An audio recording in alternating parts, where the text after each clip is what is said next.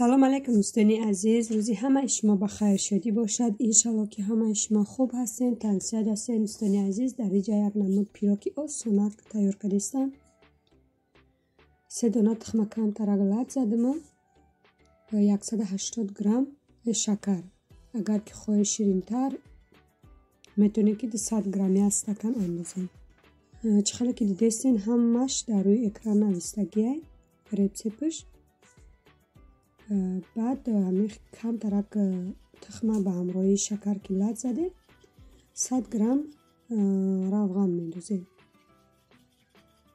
100 گرم روغن 10 قاشق کلون میشود. کم ترک نمیخواد لات میزنیم. بعد شیر میدوزیم 100 میلی گرم شیر. هر یک محصولات میدوزیم کم ترک لات میزنیم. میکسر در کار نیست. در پیروکی ما و ویلکام تیار کنیم میشود و سونکه رسیپش. نمیخواد شیر انداختیم. بعد 380 گرم اردر کرای. همه ارده یک بار میندازیم. بعد اومیخته میکنیم خوش رو راز رختیلم در همینجا میندازیم. من نیمی ارده بیختم. بعد راز رختیل انداختم.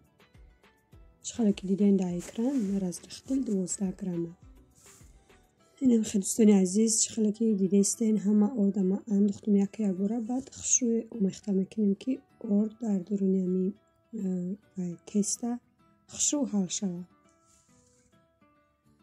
چخاله که میبینین اینم خیلی خمیری ما تیار شد. خمیری پیروک بازی باشه. فرمچکه دم من رستیلی مسلا هم خیلی روغن کردم. بعد دوستان عزیز چی نمود سخا فروکتی داشته باشین یا که یگان مغز 4 مغز چخاله که دلتون میخواه اندازین. سخا فروکتی هم اندازین، مغز 4 مغز هم اندازین. میشه نیم استکان برین. من مویز انداختم. مویز پیشکی در آب گرم تر کرده موندم. کم ترگیسته تو تست تیار کردنم.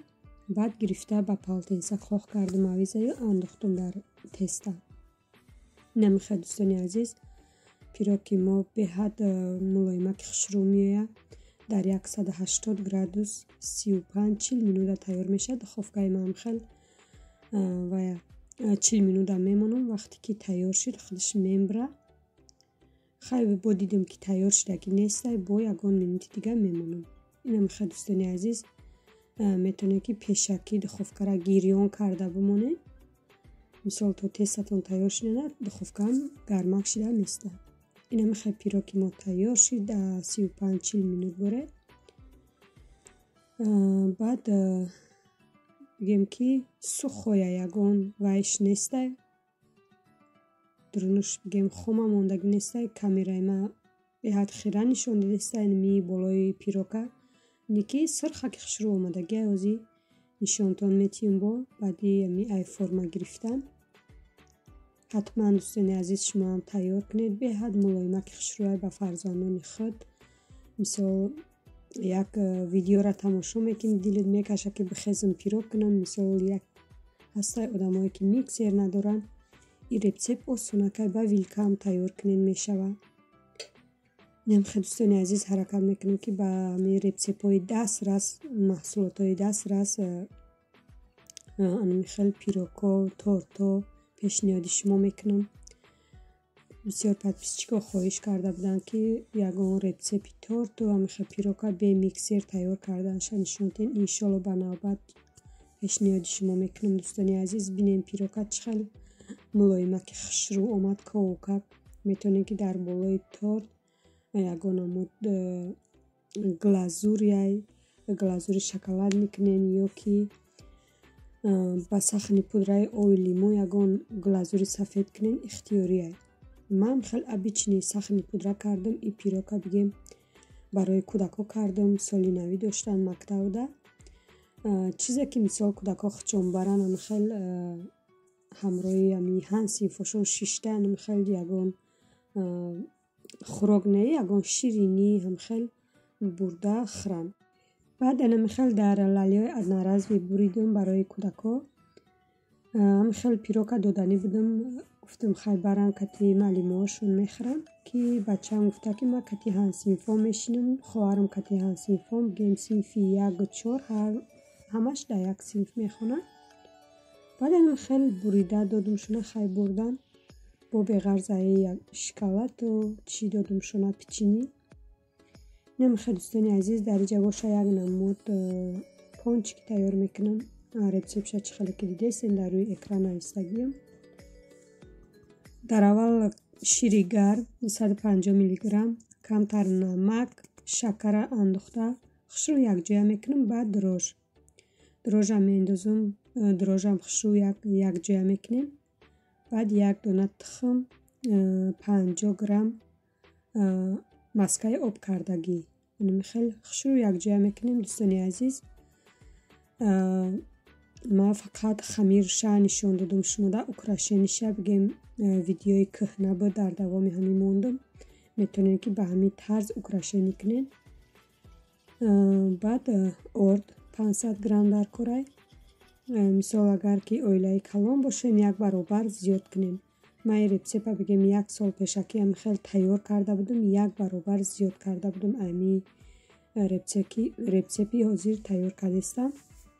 خشرو هم خیلی خمیرش تیار میکنیم روش به یکم پکت پوشونده بعد در جای گرمی میمونیم 1 ساعت 1.5 ساعت برای میسته تا می خمیرمون خشرو رسیدن دم کردن شه. اینم خیلی دوستانی عزیز چخیلی که گفتم من پختن شه رسیپی پیشینه نشون دادم شما ده آدم کودکدار دیگه اوز پید نکردم سیانکه کنم. بعد گفتم بیا خیلی رسیپ پیشینه را پرسموترش خوبم نبود ای کانالم گرفتم در دوامی همی ولاگ موندم ای همی تست تیار کرده بودم من.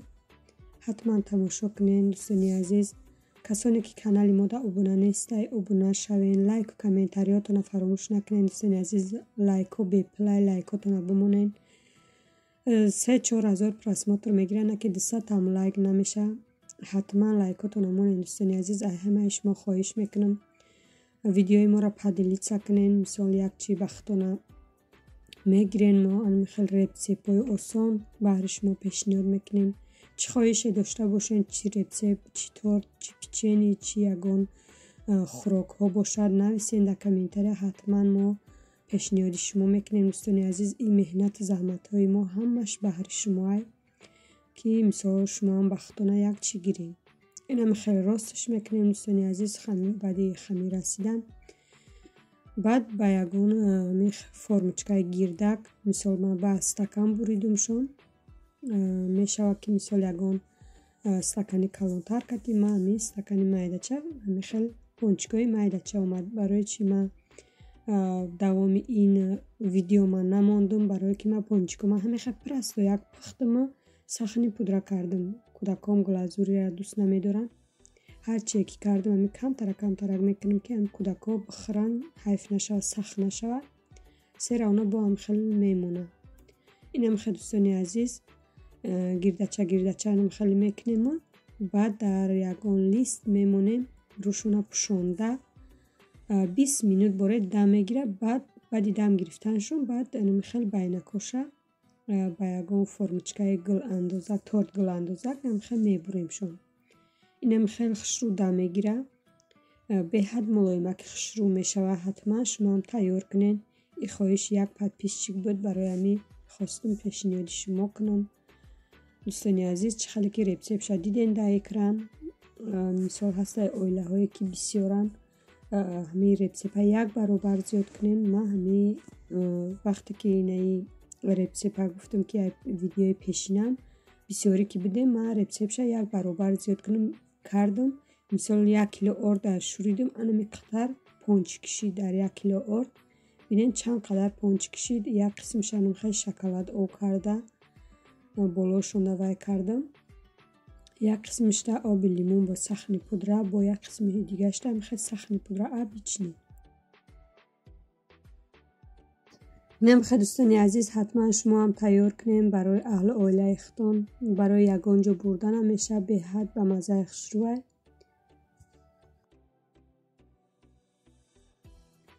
در اینجا باشه 2 نمود سالاد تیار کردم. یک تاشم خیلی جوشاندگی ҳама маҳсулото дар чанқа мехай салат мекунам, не ки амирам кӯдако хушрӯна мехӯранд, на худмо на кӯдако ҳами сабти ҷӯшонагиро хӯрда натонистем.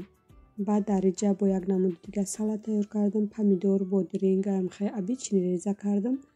мурғи ҷӯшондагӣ буд, гӯшти мурғ, урам реза кардам, маълум нест. баъд дар инҷа пекинский капуст, ҳамин капустое китайский бигем, бисёриҳо медонанд хай, барои ҳамин салат беҳад ба маззаи хушрӯе ҳозир боша майонез мекунам.